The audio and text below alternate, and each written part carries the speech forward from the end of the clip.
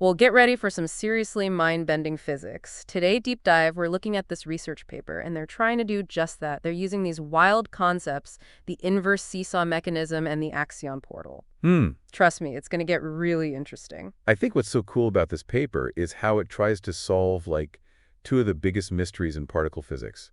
We're talking neutrino mass and dark matter, all with one elegant, minimal extension to the standard model. Okay, before we get too far ahead of ourselves, can you remind us what the standard model is and why we need to even, go beyond it? Sure. So think of the standard model as like our current best understanding of all the universe's fundamental building blocks.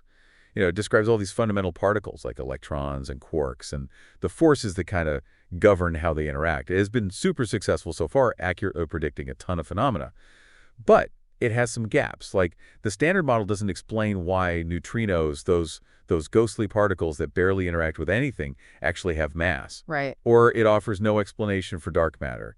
That mysterious stuff that seems to make up a huge chunk of the universe. Right. We know these things exist, but the standard model just doesn't tell us what they are or how they work. So this paper's basically trying to fill those in. Exactly. So they're proposing this new model that basically adds just a few new particles and interactions to the standard model.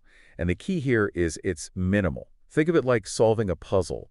You wouldn't want to use extra pieces if you could solve it with just the ones that are there, right? Yeah. So this model's striving for that same elegance. It only introduces the bare minimum needed to explain both neutrino masses and dark matter. And this is important. This makes it testable. Because the fewer extra assumptions you make, the easier it is to check if your predictions actually line up with reality. I see. So this minimal thing is all about creating a model that's elegant and potentially verifiable. Like, this is what we think, and here's how we can check if we're right. Exactly.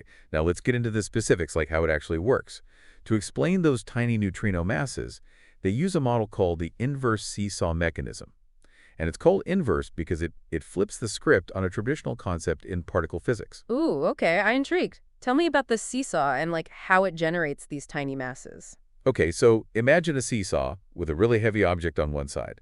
To balance it out, you'd need another heavy object on the other side, right? Yeah. That's kind of like the traditional seesaw mechanism in physics. It requires super heavy particles to generate those tiny neutrino masses. Okay. But with the inverse seesaw, it's like they've cleverly added a little weight to the lighter side, so you can balance it out with a much lighter object on the other. Uh-huh. So in particle physics terms, they've introduced these new particles called sterile neutrinos. And these guys, they don't interact with the forces we know, but they help generate the teeny tiny masses of the regular neutrinos that we observe. Oh, so it's like they found a loophole in the seesaw analogy, a way to balance things out without needing those super heavy particles. Exactly. And this makes the model potentially testable. Exactly, because the particles involved could be within the reach of our current or future particle colliders. Now, the paper goes even deeper. It explores these two specific textures within this model. Imagine these textures like different arrangements of numbers in the mathematical equations. What's fascinating is that both textures actually predict a normal ordering of neutrino masses. So that means the lightest neutrino would be practically massless. Huh. And that actually aligns with hints from some current experiments. Wow, okay. So it's even more enticing. Okay, so not only does this model elegantly explain how neutrinos get their tiny masses, it also makes specific predictions about the types of neutrino masses we should observe. It's it's throwing down a challenge, go find it. You got it. And there's another layer to this challenge, too. It even predicts this specific relationship between the total mass of neutrinos and a parameter called the Dirac phase, Okay. which basically plays a crucial role in how neutrinos change their identity. And that's something future cosmological observations could potentially measure. Wow, we're talking connecting the tiniest particles with the vastness of the universe. So this inverse seesaw is already generating testable predictions about the nature of neutrinos. But wait, I remember you mentioned another crazy concept, this Axion portal thing, which connects to dark matter. You have a great memory. Well, I try. Now we're venturing into the realm of the invisible. Okay, so we've kind of established that this model tries to tackle both neutrino masses and dark matter using the inverse seesaw and the Axion portal. And I think what I find so fascinating is this idea that dark matter might not be some exotic heavy particle, but something, more like an electron. Right. A fermion, just hiding in plain sight. Yeah, that's right. And the way it kind of hides is through this Axion portal, which acts like this secret passageway connecting the dark matter world to to the world of like those regular standard model particles. Hmm. And this portal is governed by this hypothetical particle called the axion, which is, sort of a mediator between these two realms. Okay, so we have these ordinary fermion particles that could be dark matter, but they're only interacting with the standard model through this special axion portal. Does that make it harder to detect them? It does make things tricky, but not impossible. Think of it this way. Imagine a room with a hidden door. You wouldn't know the door was there unless you happened to stumble upon it or noticed some subtle clues, like a faint draft or a slight difference in the wall's texture. Yeah. The axion portal is kind of similar. It creates these very specific interactions between dark matter and regular matter, leaving behind these unique sort of fingerprints that we could potentially detect. Okay, so these fingerprints, what do they look like? How can we actually find them? Well, that's where things get really exciting. One way is to look for signs of dark matter annihilation. So when two dark matter particles meet, they can actually annihilate each other, producing other particles, like photons, which we could detect. And remember the Muon G2 anomaly? Yeah, that weird thing where the muon's magnetic moment is a little off from what the standard model predicts. Exactly. This model might actually be able to explain that too. So the axions interactions, the same ones that mediate dark matter annihilation, could also account for that tiny discrepancy in the muon's magnetic moment. Whoa, okay, it's like solving three mysteries with one elegant solution. But how does this model actually stack up against experimental data? Can it actually explain what we see without running into any contradictions? That's the million-dollar question. And the paper really goes into depth about this. So first, let's start with those two textures within the inverse seesaw mechanism. Okay. They found that both textures successfully reproduce the observed neutrino oscillation data. So meaning they align with the patterns of how neutrinos change from one type to another. So the model checks out in terms of neutrino oscillations, but what about the actual values of the neutrino masses? Can it actually accommodate those tiny masses that experiments are starting to measure? Well, that's where it gets even more interesting. So the model predicts that the lightest neutrino is practically massless, while the other two have slightly higher masses, all within the bounds set by experimental limits. So it's a pretty bold statement, a testable prediction. If future experiments find a lightest neutrino mass that's not practically zero, then, well, this model would need to be revisited. It's like the model's putting a bet on the table, and future experiments will tell us if it, wins or loses. Exactly. Now let's shift our focus back to dark matter. Okay. The paper also analyzes whether the model can explain the observed abundance of dark matter in the universe. Right. And remember, it does this through the annihilation of dark matter particles facilitated by the Axion portal. Right. Right. Those cosmic fingerprints we were talking about. Exactly. Are we seeing these fingerprints in our experiments? Well, there's a slight catch. This model, it requires a relatively heavy axion, which kind of makes those fingerprints a little fainter and harder to detect with our current, instruments.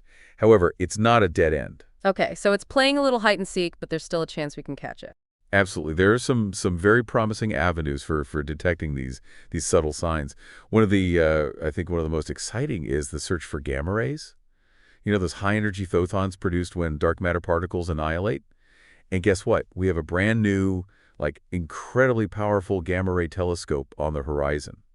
The Cherenkov Telescope Array, or CTA. Oh, yeah, I've heard of that. It's supposed to be way more sensitive than any other gamma ray telescope. You got it. So the CTA could be our best bet for uncovering those faint gamma ray signals and potentially revealing, the existence of the axion and providing strong evidence for this model.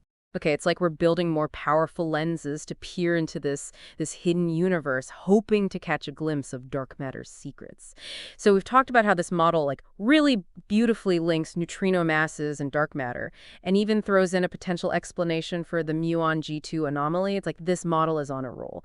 But we left off talking about the Cherenkov Telescope Array, or CTA, and its potential to reveal those faint gamma ray signals from dark matter annihilation. Right. I'm really eager to hear more about that. Yeah, the CTA is going to be a game changer. There's no doubt about it. Imagine trying to listen to a whisper in a noisy room, right? That's basically what searching for these gamma ray signals has been like. But the CTA, it's like suddenly having noise-canceling headphones. It's going to dramatically increase our sensitivity, allowing us to pick up even the faintest whispers of dark matter annihilation. Wow, okay. So, if this model is correct and the axion is out there, the CTA has a real chance of finding it.